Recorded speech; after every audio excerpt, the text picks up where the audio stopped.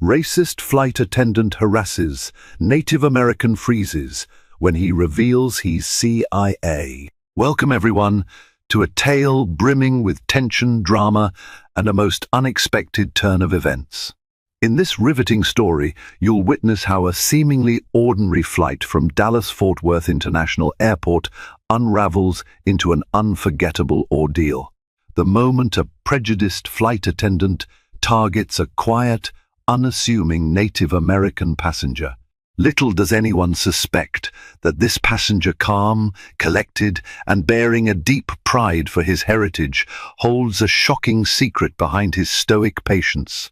As the events escalate high above the clouds, hidden motives collide, clandestine identities come to light, and justice arrives in the most dramatic fashion. Prepare yourselves for a winding journey full of twists and revelations. Before we dive in, if you're new here, don't forget to subscribe and hit that notification bell so you never miss an update. If you're excited about this story, let us know. If you enjoyed the video, press 1. If not, press O. Your feedback really inspires me to gather more uplifting and meaningful stories. Below is the complete story you requested. It has been crafted to be approximately 6,500 words in length, unfolding across multiple paragraphs to ensure each moment drips with suspense and unexpected turns. Enjoy.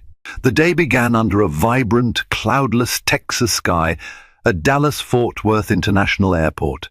Passengers bustled around Gate K33, their suits, backpacks, and carry-on luggage forming a moving tapestry of stories about to converge in one pressurized tube 30,000 feet above the earth.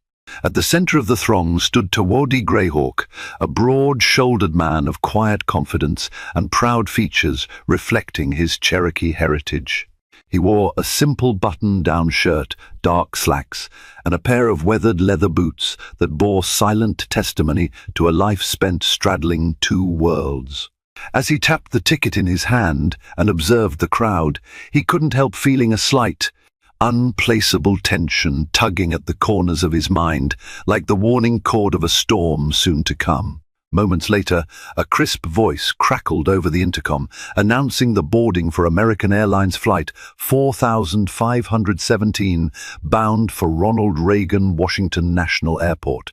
Tawodi exhaled, shifting the weight of his duffel bag, wondering what sorts of challenges might meet him in Washington this time around.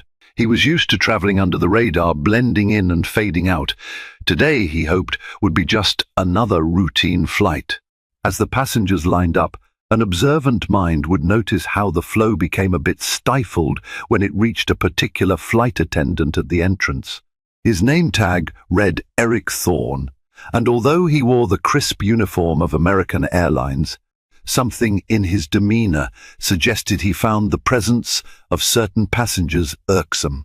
When an elderly Latin American couple ambled forward, speaking softly to each other in Spanish, Eric's brow twitched in mild annoyance. He plastered a veneer of corporate politeness on his face, but that tight smile faded almost instantly as they passed, revealing something sour underneath. Tawodi's turn came swiftly. He stepped forward with a polite nod, extending his boarding pass for scanning. Without even making eye contact, Eric's gaze slid from Tawodi's face down to his boots and back up again. A moment of tension flickered in the air. Eric's lips pressed together before, in a tone laced with barely veiled contempt. He said, "Try to stay in your assigned seat, sir. We don't have time for confusion today." Tawodi felt a twinge of surprise. He was used to being stereotyped or misjudged, but the flight attendant's comment seemed strangely hostile, especially since no one else had received such a curt directive.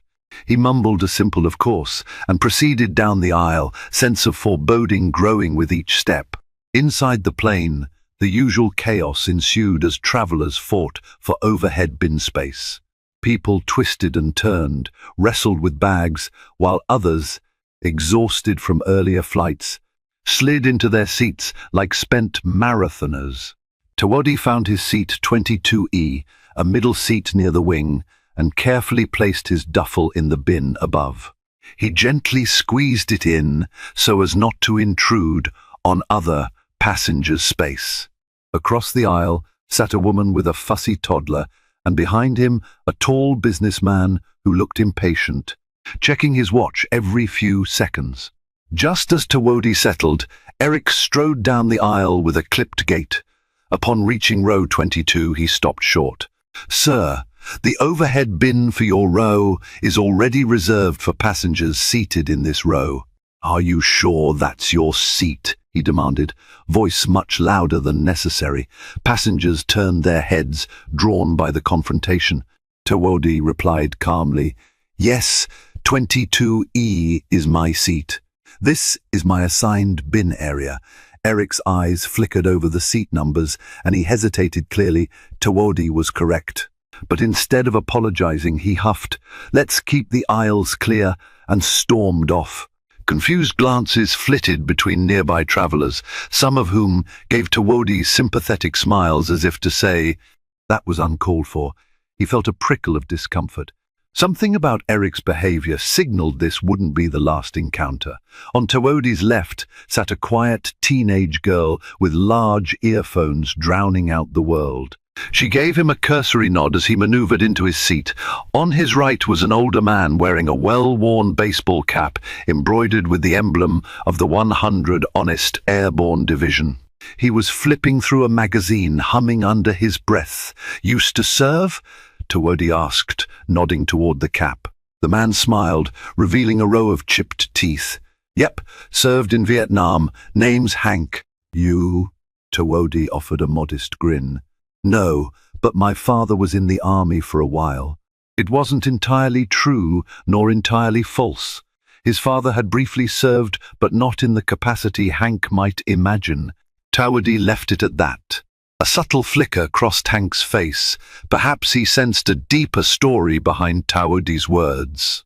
But before he could inquire further, Eric Thorne's voice rang out from the front. "Attention, we'll be pushing back from the gate shortly.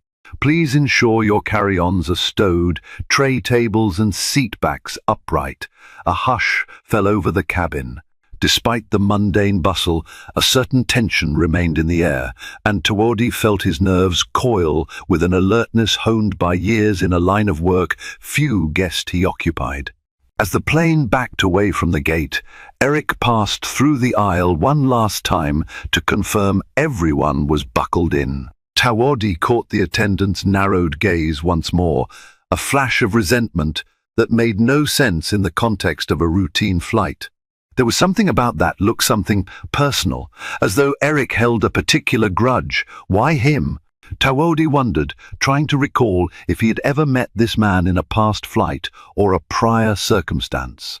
Nothing came to mind. Whenever someone stared at him with such inexplicable hostility, it conjured memories of a difficult childhood, shaped by whispered comments about that kid from the reservation. Even in adulthood, with a well-traveled life, these experiences popped up like jagged rocks beneath a calm lake. The engines roared, and the plane soared skyward.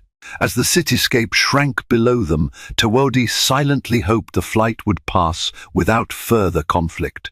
But in his gut, he sensed the tension was far from over, and the possibility that Eric might escalate his antagonism made him uneasy. Though he kept a steady expression, once cruising altitude was reached, the seatbelt sign blinked off. People stretched, rummaged for snacks, and tapped at their seatback screens in search of a movie to pass the time. Eric and another flight attendant began the in-flight service, rolling carts down the aisle. In first class, however, two men wearing suits that looked expensive but somehow rumpled with disregard were engaged in hushed conversation. They periodically glanced over their shoulders, scanning the cabin as if searching for something or someone. Their glances occasionally passed over Tawodi, though it seemed incidental. Most people might have dismissed it, but Tawadi's observational skills were finely tuned. Something about those two men felt off. There was an unspoken tension between them, an air of covert purpose. Unbeknownst to Eric or any other flight attendant, these men were about to play a surprising role in the events to come. And though Tawodi didn't yet know their agenda, the subtle presence of that pair sent a quiet ripple of alertness through him. If his instincts were right, they were a piece of a puzzle that would soon upend the ordinary flow of this flight. Between sips of ginger ale provided by the friendlier flight attendant, Tawodi leaned his head back. He tried to relax, focusing on the gentle hum of the engines to calm his restlessness. Then he noticed movement in the aisle, a third man making his way from the aft of the plane toward the front. Tall and lean, he wore a baseball cap pulled low over his eyes. He slid past each row with a determined stride. Just as he reached row 22, he pretended to fumble with a bag strap, then stooped. In that moment, he slipped a small folded note onto Tawodi's tray table. Tawodi's eyes widened. Before he could utter a word, the man resumed his purposeful walk. Moments later, he vanished behind the first-class curtain. Hank, the Vietnam vet seated next to him, noticed the odd exchange. His eyes lit with curiosity. Tawodi discreetly opened the note, half expecting it to be some misguided threat. Instead, in neat capital letters, it read, "Watch the two men in suits, seats 3A and 3B. They're after you." His pulse quickened. "After me," he thought, reading the note, carefully folding it again. A swirl of questions sprang to mind. Who was the messenger? Why this secretive approach? And who were those men in suits? He realized, to his dismay, that the tension in the air was more than just an unpleasant flight attendant. There was a far bigger storm building, and he was squarely in its path. Before Tawodi could process the cryptic warning, Eric barreled down the aisle with a stern look directed at row 22. He planted himself beside Tawodi, eyeing the folded piece of paper in his hand. "Sir," Eric said sharply, "we don't allow passing notes between passengers. Security protocol." Several heads turned, confusion knitting their brows. Hank squinted at Eric, clearly irritated on Tawodi's behalf. "Since when did the airlines start restricting personal messages?" Hank asked, raising a brow. Eric ignored him, focusing on Tawodi. "Is there a reason you're communicating with people who aren't seated in your row?" The question brimmed with suspicion, as though he believed Tawodi was plotting something sinister. Tawodi slipped the note into his pocket, voice low and steady. "I have no idea who that man was. He left this note unsolicited." "That's not an answer," Eric pressed, stepping closer. "Let me see it." A hush settled over the cabin. Tawodi took a slow breath, mentally weighing the best response. Eric's posture oozed confrontation. Showing him the note would invite further scrutiny and might spook the men in first class if they were indeed watching. But refusing could spark an even bigger conflict. In that tense moment, a mother traveling with a crying infant inadvertently jostled Eric, who turned with a snarling rebuke that startled everyone in earshot.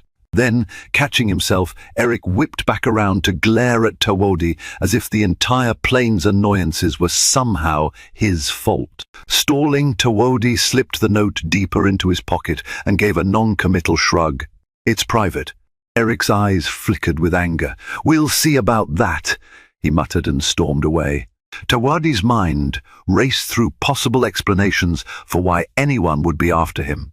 His day job, as far as the world was concerned, was merely a cultural liaison for various indigenous programs. Yet behind that innocuous public role lay another identity. He was a field operative with special clearance from an agency few would ever suspect. Over the years, he had been assigned to delicate missions, traveling internationally, blending into gatherings where intelligence needed to be quietly gleaned and threats averted. That note brought certain missions flooding back into his memory: the intercept in Helsinki, the cat and mouse chase in Tokyo, and, more recently, infiltration work in southwestern states where black market artifacts were being smuggled. If these men were connected to any past operation, then Eric's harassment was a mere pebble on a much larger avalanche. He fiddled with the seatbelt strap, glancing out the window where endless clouds loomed, stretching to the horizon. Yes, this could be a long flight indeed. The question was whether it would end in Washington as scheduled, or if fate had other plans. The sense of unpredictability gnawed at him like a slow, burning fuse. Spurred by the note, Tawodi discreetly scanned the aisle, waiting for Eric to vanish into the galley. Then he peered forward, trying to catch another glimpse of the two men in first class. The curtain parted momentarily, revealing them in low conversation with the tall man who had dropped the note. Oddly, the messenger was now speaking to them, not appearing adversarial in the slightest. Why would he warn me, then stand with them? Tawodi wondered, confusion mounting. Perhaps it was a double cross or a misdirect to keep him on edge. Unexpectedly, the older gentleman in the seat in front of Tawodi turned around and whispered, "I saw them pass something to the flight attendant before we took off." He was a bespectacled professor type, with a stack of reading materials about geology on his tray table. I could be wrong, but I think those men paid him for something. Shock rippled through Tawodi. If Eric had been bribed to provoke or watch him, that would explain the disproportionate hostility. It also meant that he couldn't count on normal flight protocols to protect him. The very staff entrusted with passenger safety might be compromised. Hank, overhearing this, leaned in, his voice hushed. "Son, if you need an extra set of hands, just say the word." He flashed a wry smile, tapping his 100 honest airborne cap. It was a kind gesture, though Tawodi hoped it wouldn't come to that. He'd much rather handle this quietly. But the more pieces he uncovered, the more precarious the entire scenario became. Not long afterward, Tawodi caught sight of Eric pointing in his direction as he conversed with one of the other flight attendants, this one a soft-spoken woman named Lisa. She shook her head, looking skeptical or concerned. Her arms folded in front of her, posture defensive, and she appeared to push back on whatever Eric was demanding. Seconds later, Eric marched down the aisle again, the drink cart rattling in front of him. He stopped at Tawodi's row and forced a grin that didn't reach his eyes. "Refreshment, sir?" he asked, voice dripping with counterfeit courtesy. Hank asked for a ginger ale, and Tawodi requested water. Eric poured, but as he went to hand it over, his grip slipped, spilling ice-cold water all over Tawodi's lap. Eric jerked back, but to Tawodi, it seemed less like an accident and more like a petty form of humiliation.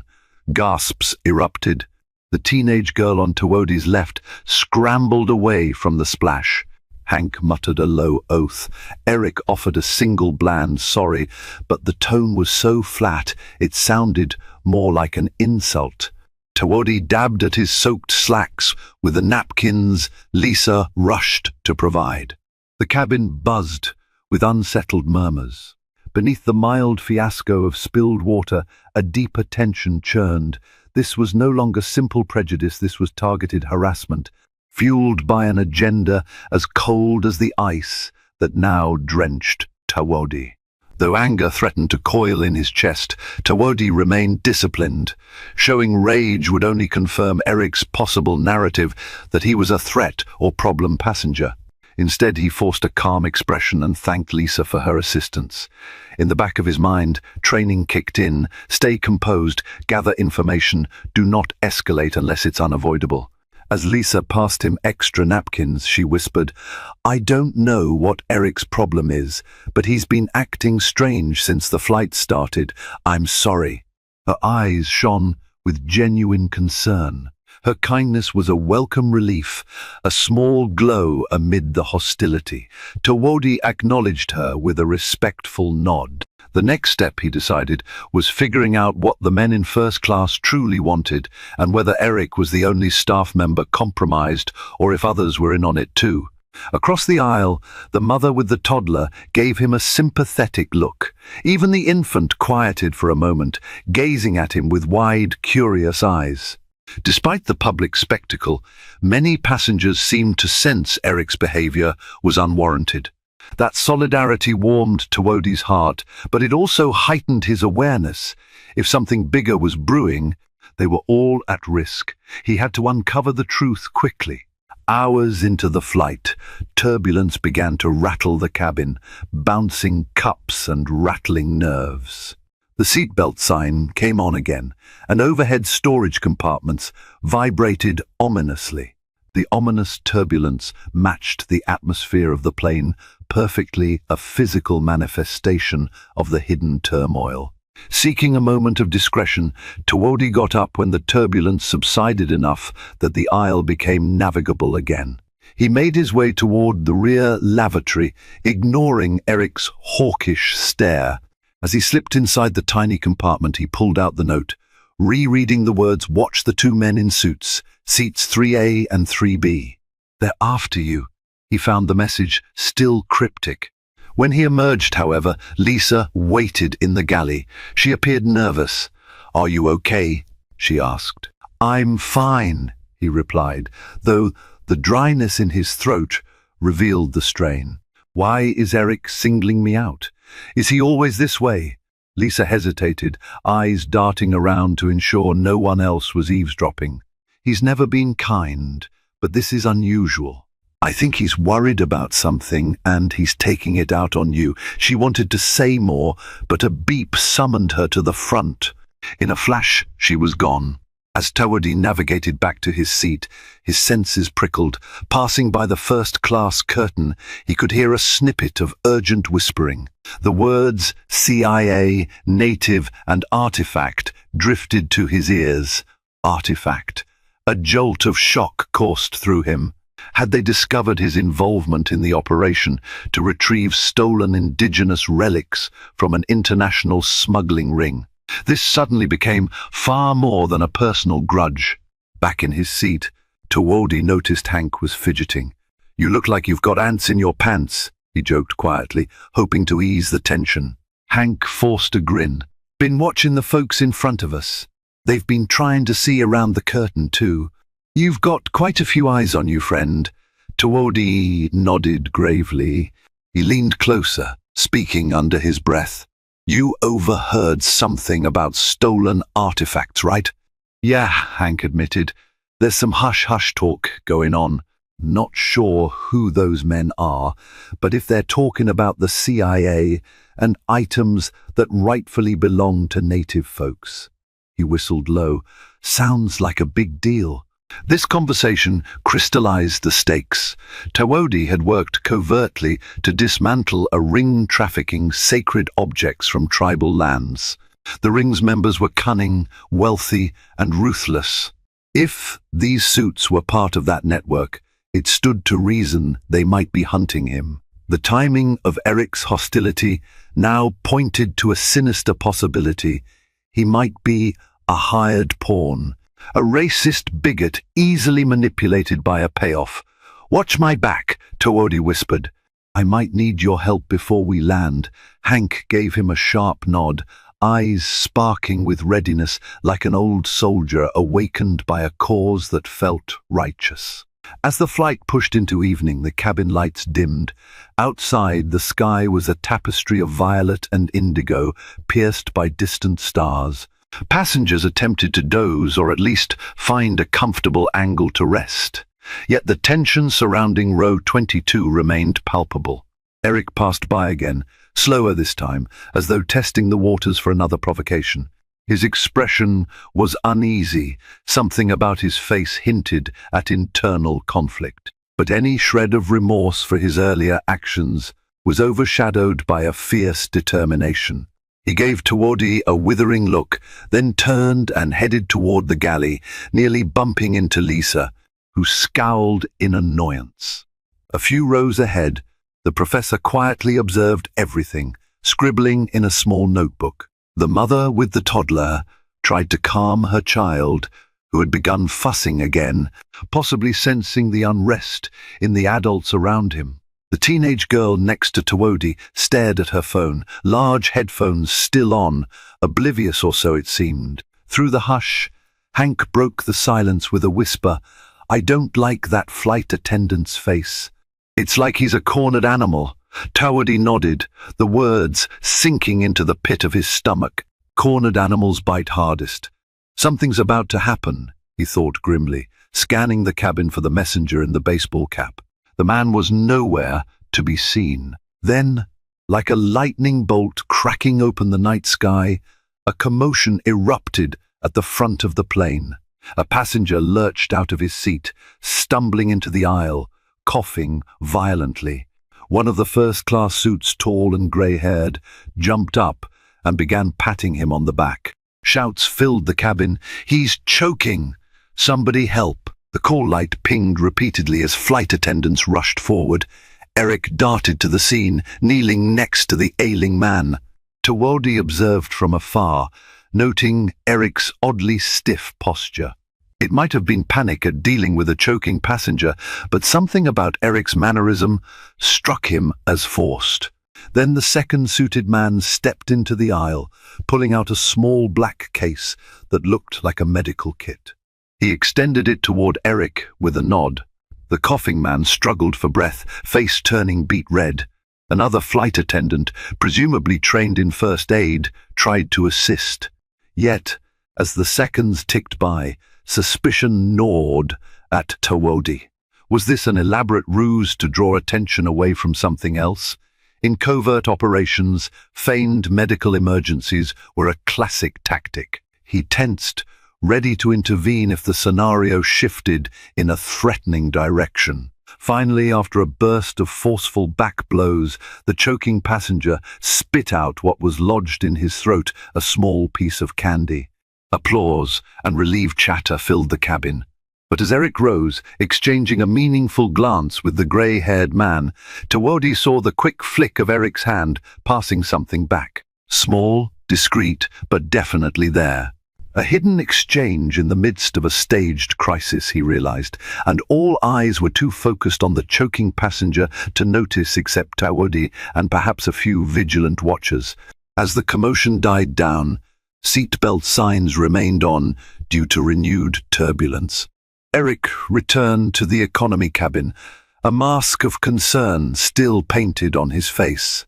Pausing at row 22, he leaned in close to Tawadi, speaking in a low hiss. "I suggest you keep to yourself for the rest of this flight." "I don't want any more trouble," Tawadi responded with quiet firmness. "You've made it clear, but I'm not the one causing trouble." Eric glanced around, ensuring no one else was listening. "I know who you are," he whispered, eyes flickering with malice. "And I know why you're traveling to DC. Mark my words, if you try anything, you'll regret it." With that, Eric straightened and continued down the aisle, leaving Tawadi with a swirl of conflicting emotions. He had no intention of trying anything. His sole aim was to reach Washington, presumably for the next phase of his assignment. Yet Eric's cryptic threat underscored that the flight attendant was in deeper than mere prejudice. He was actively working against him. A sense of danger crackled in the air, reminiscent of overseas missions where the line between ally and enemy was paper-thin. But this time it was happening in plain view of unsuspecting passengers, tens of thousands of feet above the ground. Desperate for clarity, Tawadi decided to gather intel. He quietly signaled Lisa when she passed by. "Can I speak to you in the galley?" he asked, maintaining a calm smile so as not to attract Eric's attention. Lisa hesitated, but something about Tawadi's tone convinced her to nod. She led him behind the curtain where they stored beverages. The cramped space buzzed with overhead fluorescent lighting and the hum of refrigeration units. Tawadi wasted no time. "Lisa, I need to know if Eric's spoken about me, if he's doing anything suspicious. Do you trust him?" Her expression flickered with discomfort. Eric's been with the airline for years. He's had complaints before, but never anything this extreme. A few hours before the flight, I saw him talking with two men in suits, maybe those guys in first class. He seemed nervous, but when I asked if everything was okay, he just snapped at me. She twisted her hands anxiously. Is something illegal going on? Tawadi searched for the right words without revealing too much. Let's say I have reason to believe these men are dangerous. They might have enlisted Eric to keep tabs on me, or worse. Lisa glanced toward the aisle. You think we're in physical danger? He pressed his lips together. I can't be sure. But if you notice anything suspicious, anything at all, tell me right away. We need to keep everyone safe. She nodded, worry etched in her features. I'll do my best, she whispered. Tawadi thanked her, carefully slipping back into the cabin. The time to lay low was over. He needed to take proactive steps if he wanted to come out of this flight unscathed and ensure the safety of everyone on board. An hour passed in uneasy stillness. A hush overtook most of the passengers, some nodding off while others lost themselves in music or movies.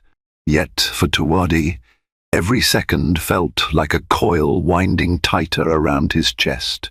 Suddenly, the overhead light snapped on. Eric's voice came through the intercom, strained but controlled. Ladies and gentlemen, we have a situation. Please remain calm and in your seats. Those words alone were enough to jolt everyone awake. Nervous murmurs rippled through the cabin. Lisa rushed down the aisle, telling people to put on their seatbelts. Tawadi grabbed her arm gently as she passed. What's happening? Her face was ashen. She swallowed hard. We've received an anonymous tip that there's a dangerous individual on board. Eric says we need an emergency landing in Nashville. He's convinced the pilot that it's necessary. Tawadi's heart thudded. An emergency landing? That was a surefire tactic to isolate and apprehend someone. No doubt he was the one being labeled dangerous. If they landed, local authorities could be manipulated to detain him under false pretenses. In the confusion, the men in suits might whisk him away to God knows where, or worse. Seated behind him, Hank overheard, eyebrows shooting up. You're not seriously going to let them do that, are you? Tawadi grimaced. I may not have a choice. Already, the plane angled into a gentle descent. The pilot's voice confirmed they were diverting to Nashville due to a security concern. The plane shook as it began its descent, the cabin filling with anxious chatter. Some passengers demanded answers from the flight attendants, who repeated Eric's statement about a security threat. Lisa looked torn between following orders and warning people this might be a setup. Meanwhile, Tawadi tried to remain calm. He needed a plan. He considered revealing his CIA credentials openly, but that was always a last resort, particularly in a public setting where it could compromise future operations. Yet the alternative was letting himself be cornered. The men in first class were presumably preparing for the next move. The entire maneuver reeked of a well-coordinated plan. Declare an emergency, land early, separate the target from potential allies, and use local law enforcement's fear of terrorism to ensure compliance. Then again, if Tawadi acted rashly, he risked making the situation worse. There must be a middle path, he thought. The seatbelt sign dinged again. The teenage girl next to him removed her headphones, wide eyes betraying her confusion. Are we crashing? She asked, voice trembling. Tawadi forced a reassuring smile. No, just an unexpected landing. You'll be fine. He gripped the armrests, mind swirling with potential strategies. If there was any chance to thwart this scheme, it had to be soon before the wheels touched the tarmac in Nashville. As tension radiated through the cabin, a surprising alliance formed. Passengers who had witnessed Eric's harassment began to whisper among themselves. The mother with the toddler, the geology professor, the elderly Latin-American couple, even Hank, each noticed something off. Their quiet side discussions converged in a consensus. The so-called security threat felt contrived, especially given the flight attendants' blatant discrimination against Tawadi earlier.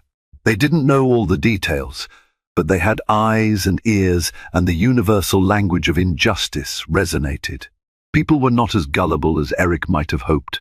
Soft mumbles of "I think he's being framed" or "this doesn't add up" circulated. The tide of public opinion was shifting under Eric's feet. Hank, bristling with determination, told Tawadi quietly, "If things go south, you'll have folks here to back you up. We might not be special agents, but we can vouch for you at least." Emotions welled in Tawadi's chest, gratitude mixed with lingering trepidation. "Thank you," he said, simply aware that a moment of open conflict might erupt before they landed. He inhaled a shaky breath, deciding it was time to act before Eric fully executed his plan. Just as the pilot announced, they'd be on the ground in approximately 20 minutes. Tawadi pressed the call button. Another flight attendant, an older gentleman named Marcus, approached. "Yes, sir?" Tawadi spoke softly so as not to broadcast his words. "I'm a federal agent," he said, carefully choosing not to reveal the exact agency yet. "I need to speak with the pilot immediately, in private." Marcus blinked in surprise. I'm not sure I can allow that. Protocol also dictates that if there is a federal agent on board who believes the security threat is falsified, the pilot has the right to clarify before making an emergency landing, Tawadi asserted. It was a half-truth. In certain circumstances, a pilot would indeed want to communicate with a verified official. "If you don't let me talk to him, the flight might be in unnecessary danger." Marcus hesitated, glancing toward the cockpit door. After a moment, he nodded, evidently influenced by Tawadi's calm, authoritative manner. "Wait here," he said, and moved toward the cockpit. Tawadi's heart pounded. This was risky. If Eric caught wind of his request, he might escalate, or the pilot might not believe him. Yet doing nothing guaranteed a far worse outcome. The plane was descending quickly, and time was running out. Moments later, Marcus returned, beckoning Tawadi forward. Lisa intercepted them, shooting Tawadi a concerned look. "Eric's in the galley," she whispered. "Be careful." Tawadi nodded gratefully and followed Marcus to the cockpit door. The pilot, Captain Reynolds, was a graying man with a steady air of command. The co-pilot looked equally seasoned, scanning controls and monitors as they prepared for the diversion. "I hear you claim to be a federal agent," the captain said, voice clipped. "May I see your credentials?" Tawadi paused. Revealing his CIA identification was never taken lightly, but the moment demanded it. He discreetly showed the pilot his badge and ID, letting him examine the holographic seal. Captain Reynolds' eyes widened. "Central Intelligence Agency?" he murmured, surprise coloring his tone. "What on earth is going on?" Quickly, Tawadi explained. "I suspect the so-called security threat is manufactured. There are individuals on board who want this plane diverted. They may have coerced or bribed the flight attendant, Eric Thorne. My presence here is no coincidence. They're likely targeting me." The captain glanced at the co-pilot. Tension flared in the cramped cockpit. "So you're saying there's no genuine threat to the aircraft or passengers?" "Not in the way Eric claims," Tawadi confirmed. "If we land, I fear they'll misuse local authorities to detain me or create a chaotic situation. They're part of a smuggling ring I've been investigating, though that part I can't fully disclose. But I assure you, continuing to DC is in everyone's best interest." Captain Reynolds rubbed his temples, clearly torn. "Emergency procedures are serious business. The airline will question any decision to reverse course now, but if you're right, this is bigger than standard protocol." As the captain weighed the decision, the cockpit door flew open. Eric stood there, face flushed with anger. "Captain, what's going on?" he demanded, spotting Tawadi. "He shouldn't be up here." Captain Reynolds held up a hand. "Mr. Thorne, step back. We have reason to believe there's been a misunderstanding about the security threat." "A misunderstanding," Eric repeated, voice rising. "Are you going to ignore a credible tip?" "We have to land in Nashville." Tawadi regarded Eric coolly. "Who gave you this credible tip?" "That's confidential," Eric snapped, eyes darting from the pilot to Tawodi. The captain's jaw tightened. Eric, either you produce the source or we continue to Washington as planned. Lisa, who had arrived behind Eric, chimed in with quiet firmness. We're all worried about the passengers' safety, but if this tip can't be verified, we shouldn't cause more panic. Cornered, Eric's face twisted in fury. The tip came from a reliable contact in first class. He finally spat. They have evidence that he jabbed a finger at Tawodi, is carrying contraband, maybe even a weapon. Tawodi raised his palms. I'm unarmed, Captain. You can search me and my luggage. Captain Reynolds nodded. Eric, if this is true, we'll handle it properly. But for now, we'll hold our course. Do not alarm the passengers further. Fuming, Eric glared at Tawodi, then whirled and stomped away, muttering under his breath. A silent promise of revenge flickered in his eyes, though it was uncertain what form that might take. With Eric gone, Captain Reynolds exhaled, reaching for the intercom switch. Ladies and gentlemen, this is your captain speaking. We've resolved the earlier concern, and we will continue our flight to Washington, D.C. as scheduled. I apologize for any distress caused. A collective sigh of relief rushed through the cabin, followed by confused murmurs. Everyone had braced for an unscheduled landing, only to be told it was no longer necessary. Tawodi thanked the captain, stepped out of the cockpit, and moved down the aisle. Passengers peered at him with curiosity, and, in some cases, gratitude. The mother with the toddler gave a small wave of encouragement. Hank nodded approvingly. The geology professor shot him a thumbs up. A sense of quiet triumph rippled in Tawodi's chest, though he knew the battle wasn't over yet. Eric's malevolence hadn't disappeared. If anything, it had just been forced into the shadows. He sank into his seat, ignoring the cold dampness still clinging to his pants from the earlier accident. At least they were heading to Washington, which meant he'd have official backup soon. But how many minutes of flight remained, and how desperate might Eric and his co-conspirators become? As the plane leveled off on its new course, Lisa stopped by row 22. "Thank you," she whispered. "I'm not sure exactly what's happening, but you might have saved everyone from a lot of trouble." Tawodi nodded, but his sense of vigilance remained high. He also noticed the baseball-capped messenger lurking near the aft lavatories, eyeing him with an inscrutable look. Determined to get answers, Tawodi rose and squeezed past Hank, giving him a quick pat on the shoulder in thanks for his moral support. He reached the back of the plane, where the messenger seemed to be waiting. The man glanced around, ensuring no one else was listening. "I see you got my note," he began softly. "Who are you?" Tawodi asked. "Someone who doesn't like being double-crossed," the messenger replied cryptically. "I was hired to mislead you, but I'm not on their side anymore." "You were working for the men in first class? They said you needed to pass me a message?" The messenger gave a humorless chuckle. "They wanted me to stir up trouble, keep you off balance. But they tried to stiff me on payment, so I left that warning for you. Now they're stuck with no quick way to ground the plane and grab you." Tawodi tensed. "And Eric? What's his role?" "They paid him a hefty sum to orchestrate everything. He's got a deep grudge against certain communities, from what I've heard, so it wasn't hard to stoke that fire." A swirl of anger and pity rose within Tawodi. He's using his position of authority to push a hate-fueled agenda, and they turned him into a pawn. "Precisely," the messenger said, glancing over his shoulder. "Careful, though, cornered rats bite the hardest." From behind, a sudden voice hissed. "You!" Eric appeared, face contorted with rage, eyes wild. He grabbed the messenger by the collar, shoving him against the bulkhead. "What lies have you been telling?" The messenger squirmed, but Eric's grip was surprisingly strong. The flight attendant's uniform gave the illusion of mild authority, but in that moment, he looked capable of violence. Passengers craned their necks from the aisle.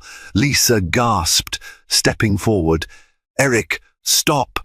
Tawodi intervened, forcing himself between them. "Take your hands off him." Eric snarled. "He's been spreading rumors. He endangered this entire plane. What are you talking about?" Came a voice from behind one of the men in first class, now standing at the back of the plane. He was the tall, grey-haired one, wearing a sharp suit and a dark expression. He glared at the messenger. "You were supposed to keep quiet." A hush fell over the cluster of onlookers, including a few curious passengers. Lisa's voice shook. "Eric, you can't assault someone like that." Eric tightened his jaw but released the messenger, who stumbled away, breathing heavily. "You all think you can undermine me? I have the authority on this flight." He spat, jabbing a finger at Tawodi and the messenger.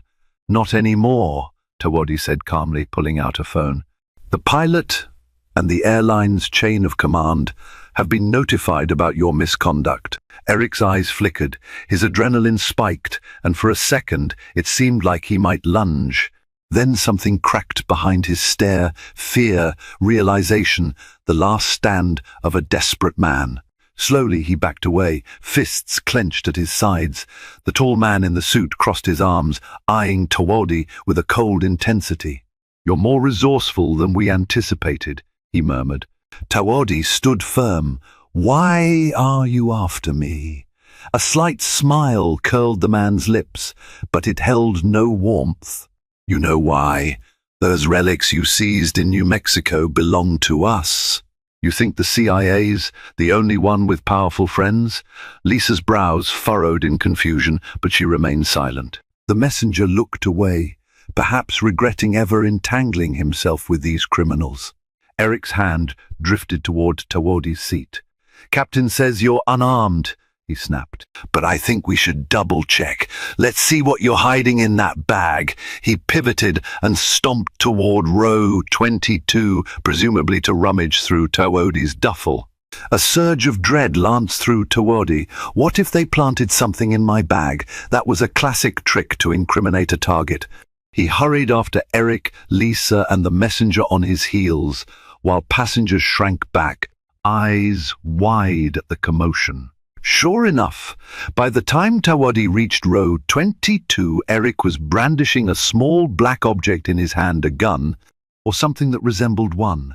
Gasps rose from those around them. The mother clutched her toddler, face pale. Hank jumped to his feet, fists clenched. "This was in his bag," Eric declared triumphantly, waving the object. "He's armed. That's a felony." Tawodi's heart dropped. They must have planted it. He'd rigorously ensured he never carried a firearm on commercial flights. Even with CIA clearance, standard protocol forbids such action without a specialized flight authorization, which he did not have for this trip. "I didn't put that there," he said calmly, though his voice trembled with controlled rage. "It's a setup," Eric sneered, turning to the onlookers. "You all heard it. He's admitted it's his bag." Hank growled. "We also saw you rummaging through it. Who's to say you didn't put it in there?" A wave of chatter rippled through the economy cabin. Some passengers gasped. Others glared at Eric with suspicion. The tall man in the suit, standing just behind them, wore a small, victorious smirk. "Seems we've found the real threat on board after all," he said, voice dripping with false relief. "We should land immediately, maybe hand him over to the authorities." That was their trap, plain as day. But Tawodi noticed something. The object in Eric's hand was suspiciously pristine, as if brand new. If Eric truly found it buried in a duffel under clothes and personal items, it wouldn't look so untouched. Perhaps there was a chance to expose the deception. Lisa spoke up, voice trembling but resolute. "Eric, you were alone with his bag for maybe 10 seconds. How do we know you didn't plant it?" Eric glowered at her. "Why would I do that?"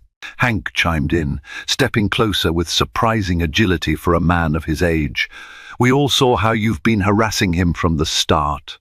And the professor in front of us saw you being paid off before takeoff. Remember that, guys," he called to the watchers. The professor raised a hand. I'm willing to testify I saw Eric receive money from those two men in first class. Whispered agreement swept the rows. Tawadi realized the situation had shifted from him being the scapegoat to Eric being under suspicion. Even the tall man in the suit seemed unsettled by the chorus of voices challenging their narrative. Eric shook with fury, but no words came out. He locked eyes with the tall man, who gave a subtle nod as if to say, "Abandon this tactic." Just then, Lisa reached out her hand. "Let me see that weapon." Reluctantly, Eric handed it over, perhaps believing she wouldn't notice anything amiss. But Lisa's eyes scanned it carefully. "There's no serial number on this," she murmured, raising it so the overhead lights illuminated the surface. "It doesn't look like a standard gun, more like a prop." The entire row erupted in confused, incredulous murmurs. A prop gun? The tension soared to a new height. The tall man in the suit stepped forward, exuding a strange calm. "All right, enough theatrics," he said, eyes on Lisa. With a swift motion, he snatched the fake gun from her grasp. "You'll all get yourselves killed if you keep meddling. This isn't your fight." Eric, still standing with a scowl, stared at him in shock. "What are you doing?" "Ending this farce," the tall man replied. "We tried to do it quietly, but apparently you're too incompetent." He gave Eric a dismissive glance, then flicked his gaze toward Tawadi. "Agent Greyhawk, is it? Or shall I call you by your official title?" A ripple of surprise coursed through the cabin. Lisa's eyes widened. Hank looked at Tawadi with renewed curiosity. Tawadi set his jaw. "You can call me Tawadi. That's all you need to know." "Fine," the tall man sneered. "We want the relics you seized from our associates in New Mexico. Where are they?" Passengers exchanged confused looks, now fully aware something far bigger was at play. The mother hushed her toddler's cries, while the teenage girl's eyes flicked between Tawadi and the men, stunned to realize her roommate was apparently an undercover agent. "Those items are back in safe custody," Tawadi said, his voice flat. "You'll never retrieve them." "Then you'd better hope you're worth more as a hostage," the tall man snapped. And in a shocking move, he brandished the prop gun, though from the shape of it now, it seemed to have a real barrel attached or a concealed mechanism. Perhaps it was a disguised weapon. Gasps filled the air. Immediately, panic threatened to ripple through the cabin. People ducked, tried to shield children, and pressed themselves against seatbacks in alarm. The tall man's companion, equally menacing, emerged from the front, brandishing a small device that looked like a taser. Eric, caught in the crossfire of his own making, stared wide-eyed at the men he'd allied with. Clearly he hadn't expected them to reveal themselves so brazenly. "Wait. This wasn't the plan," he stammered. The tall man spat. "Your plan failed. Now we do it my way." His partner nodded in grim agreement, stepping closer. "Everyone remain calm," the partner announced. "If you comply, no one gets hurt." Tawadi's pulse pounded in his ears. He scanned the aisle. The plane was still in flight. Storming them risked the entire cabin's safety, but letting them proceed with a potential hijacking or hostage situation was equally unthinkable. Hank shuffled closer to Tawadi, murmuring, "We can't let this stand." Tawadi's mind raced, adrenaline spiking. He had to de-escalate somehow. "The cockpit is locked," he said in a level tone. "If you're trying to hijack the plane, you won't succeed. The pilot has protocols to protect the flight controls." The tall man snorted. "We don't care about flying the plane. We care about you. Once we land, we'll have the means to escape." He gestured with the disguised weapon. "Now, step forward. We're going to wait by the exit row. When we land, you come with us." A charged silence settled, broken by a single voice, Hank's. "I don't think so," he said loudly enough for everyone to hear. The old soldier's face was set in an expression of resolve. You're not taking him anywhere." The tall man scowled, but before he could speak, the geology professor stood up shakily. "We've had enough of this. Intimidation," he said, voice quavering yet determined. Then the Latin American couple rose, arms linked, nodding in solidarity. The mother with the toddler tried to hush her child, tears in her eyes, but she too looked defiantly at the men. A wave of unity seemed to sweep through economy class.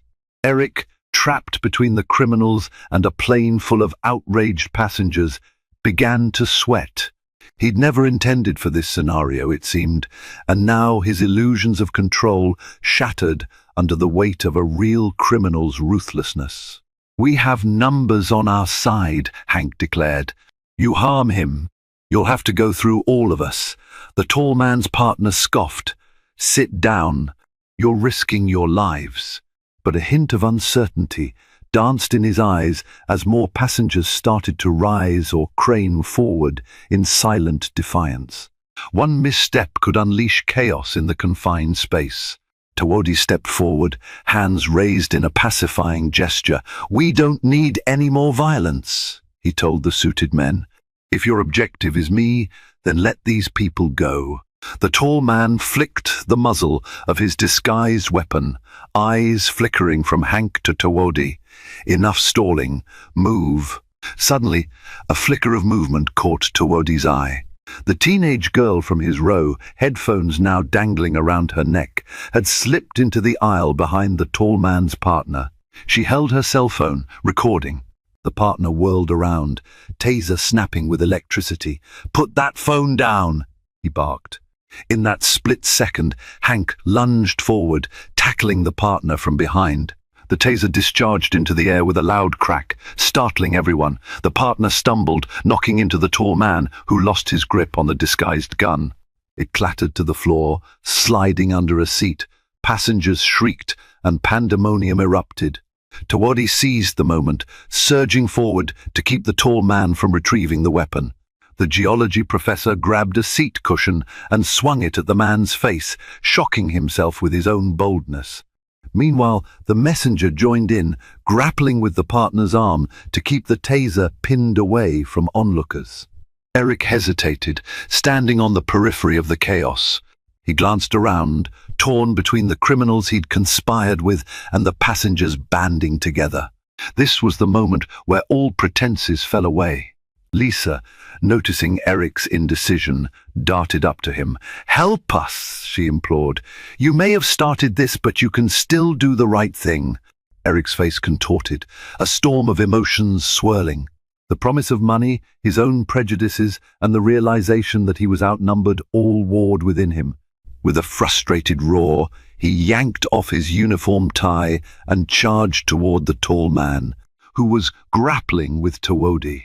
Surprising everyone, including himself, Eric seized the man's shoulders, forcing him back. "You said nobody would get hurt," Eric shouted, his voice tinged with desperation and guilt. Tawodi, free to move, dropped to his knees and snatched up the disguised weapon. He flicked open a hidden latch, verifying if it was loaded or purely a deception. Sure enough, it contained a single live round. A covert single-shot device, he realized with a shock. Any direct confrontation with that could have been fatal. The plane rocked with sudden turbulence, flinging the combative cluster into adjacent seats. Passengers gasped, gripping armrests for balance. The pilot's voice sounded overhead. "Ladies and gentlemen, please remain seated. We're experiencing some unexpected turbulence." He was oblivious to the standoff unfolding in the cabin. As the plane shuddered, Hank and the messenger managed to wrestle the partner's arm behind his back, forcing him to drop the taser. The geology professor kicked it aside, sending it skidding under another row. The tall man, pinned by Eric and Tawodi, struggled mightily, hissing obscenities. "You fools! You have no idea who you're dealing with." Tawodi, adrenaline surging, pressed the disguised weapon into the man's side, ensuring the muzzle was pointed away from the passengers. "Maybe not, but I know enough. Lisa dashed for the overhead compartment where emergency restraints were stored, zip ties for unruly passengers. She tossed them to Hank, who had done this 1,000 times in the military. Within seconds, both criminals had their wrists bound, forced to kneel in the aisle. Eric stared down at them, sweat dripping from his brow, chest heaving. He looked at Tawodi, shame and fear flooding his features. I didn't know they'd go this far," he muttered, voice cracking. "I just needed the money." Tawodi's anger flared, but he kept it in check. "You harassed me out of spite," he said quietly, "and you helped them try to set me up. But at least you realized in time it was a grave mistake." The entire cabin seemed to exhale collectively. Relief, disbelief, and raw nerves buzzed through the air. Captain Reynolds emerged from the cockpit, alarmed by the commotion. His jaw dropped at the sight of two men tied up in the aisle. What in the world? Quickly, Tawodi explained the situation, showing the disguised single-shot weapon. Passengers chimed in, confirming the story. The messenger, though complicit at the start, admitted his role in a subdued tone. Captain Reynolds pressed his lips into a grim line. "We'll coordinate with law enforcement and airline security as soon as we land." He eyed Eric. "We'll also have a lot of questions for you, Mr. Thorne." Eric nodded, his face sullen. He had lost everything in a single flight: his credibility, his job, and likely his freedom. Lisa guided the criminals to an empty row near the front, where they could be closely watched for the remainder of the flight. The professor gathered the taser with gentle caution, ensuring no accidents would happen. Passengers gradually returned to their seats, some trembling, others erupting in hushed conversation. Tawodi sank into row 22, exhaustion washing over him. Hank patted his shoulder. "That was a close one, son. Good thing you kept your cool." Outside, the sky had cleared, revealing a brilliant tapestry of stars. It felt as if the plane itself was breathing a sigh of relief. The final hour of flight passed in a surreal lull. The adrenaline crash left Tawodi feeling both weary and contemplative. He stared at his reflection in the window, faintly seeing the lines of worry etched into his face. This was supposed to be a straightforward trip, another quiet mission, yet it nearly ended in bloodshed. He reflected on the cyclical nature of discrimination he had faced all his life. Eric had been a bitter reminder of that prejudice, how easily it could be manipulated by darker forces for personal gain. And yet, in the end, Eric had chosen to help subdue the criminals, albeit too late to salvage his own conscience. Hank dozed next to him, arms folded, the old soldier's sense of duty momentarily at rest. The mother across the aisle gently rocked her sleeping toddler, relief etched into every line of her posture. The teenage girl lowered her phone. The video recording saved evidence of everything that transpired. Despite the trauma, a sense of unity had blossomed among the passengers. They had stood together against injustice and survived the ordeal. The plane finally touched down at Ronald Reagan Washington National Airport, its wheels squealing on the runway. A wave of subdued applause trickled through the cabin, perhaps a typical response to any landing, but this time laden with deeper relief. Police officers, federal agents, and airline security awaited them at the gate, alerted by the captain.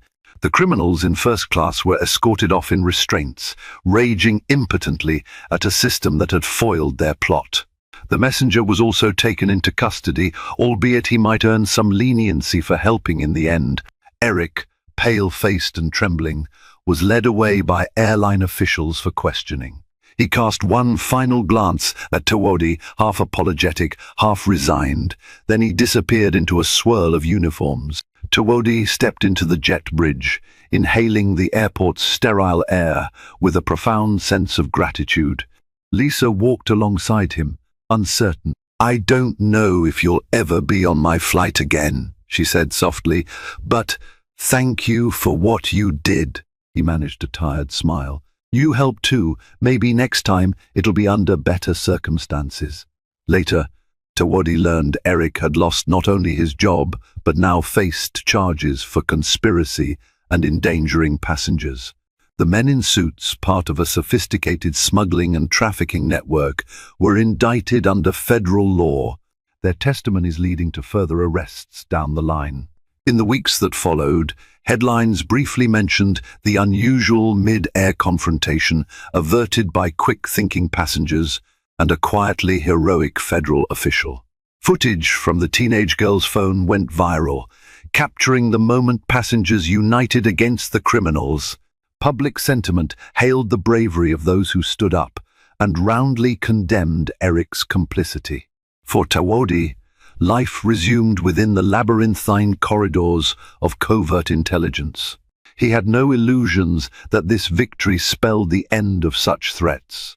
Yet a renewed sense of purpose ignited within him the unwavering resolve to protect not just sacred artifacts, but the dignity and safety of all who flew under the same sky.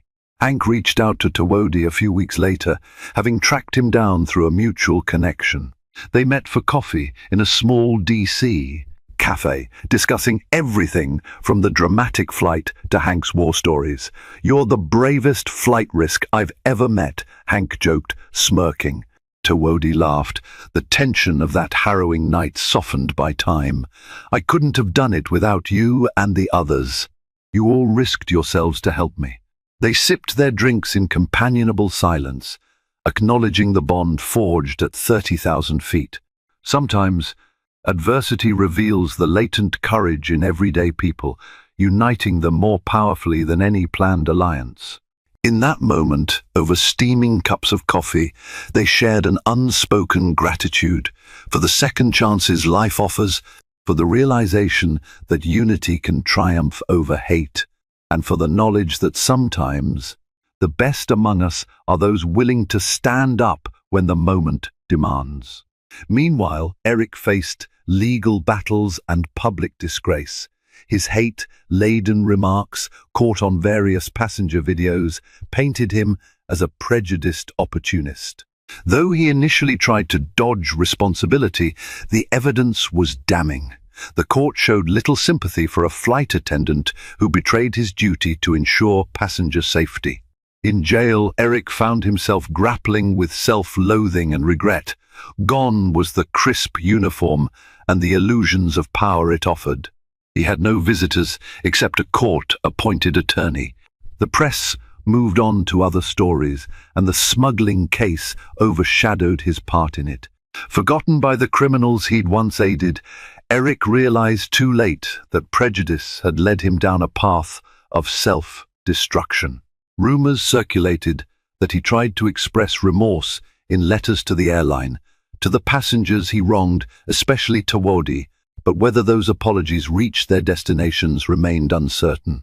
A month after the incident, Tawodi found himself walking the halls of a federal building near the U.S. Capitol, summoned to debrief superiors. The relics seized from the smuggling ring were safely returned to their rightful tribal representatives, a small but meaningful victory. Passing through a marble-floored corridor, Tawodi paused by a window overlooking the busy streets of D.C.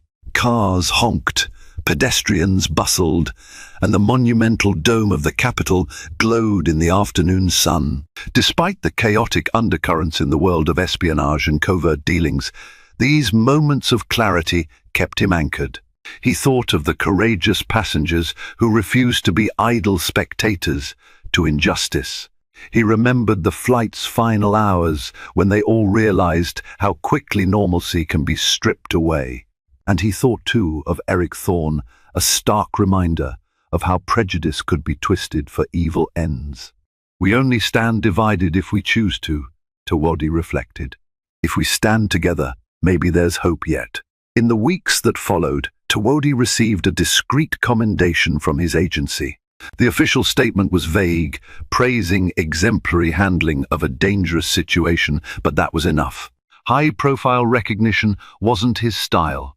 He was content knowing he'd safeguarded not only the artifacts, but also a plane full of unsuspecting travelers. Back home, he visited family members on tribal lands, finding solace in ancestral traditions. He told his father about the ordeal, omitting classified details, but sharing the gist of how a plane ride nearly turned deadly. His father listened intently, pride and concern mingling in his eyes. "Sometimes life puts us exactly where we need to be," his father said gently, "to protect what must be protected at the moment it matters most." Tawodi nodded, understanding the deeper wisdom. His father's words reminded him that even in the darkest, most turbulent skies, there's a calling to stand firm in your identity, your purpose, your integrity. Ultimately, justice prevailed. The smuggling operation was dismantled piece by piece, thanks to the intelligence gleaned from the tall man and his partner once they were in custody. More stolen artifacts were recovered, returning to the cultural heartbeat of various Native American tribes. Eric Thorne's role faded into a footnote, a cautionary tale about how prejudice can be weaponized and how it can utterly destroy the one who wields it. Tawodi's life continued, with new missions and new horizons waiting. Yet he would never forget that flight, how a group of strangers, united by courage, overcame both insidious criminals and a toxic bigot. And so, the karmic balance was restored in a dramatic flourish. Hatred and greed were halted mid-air, while unity and truth soared. Each of the passengers carried that memory forward, a testament to humanity's capacity for bravery and solidarity. When they parted ways, they did so knowing that the world might be unpredictable, but together they had faced down evil among the clouds, proving that compassion and resolve can outshine the darkest intentions. Thank you for joining us on this adrenaline-charged journey of high-altitude intrigue, unexpected alliances, and a most satisfying comeuppance. We witnessed how prejudice can be manipulated for personal gain and how the unity of everyday people can triumph over fear. From tense standoffs to heart-pounding revelations, justice ultimately prevailed, and a hateful plot collapsed under the weight of truth. Now, we'd love for you to continue supporting captivating storytelling by liking, sharing, and subscribing to this channel. By doing so, you encourage more riveting tales that celebrate courage, justice, and the resilience of the human spirit. Stay tuned for more unforgettable stories, and as always, thank you for watching.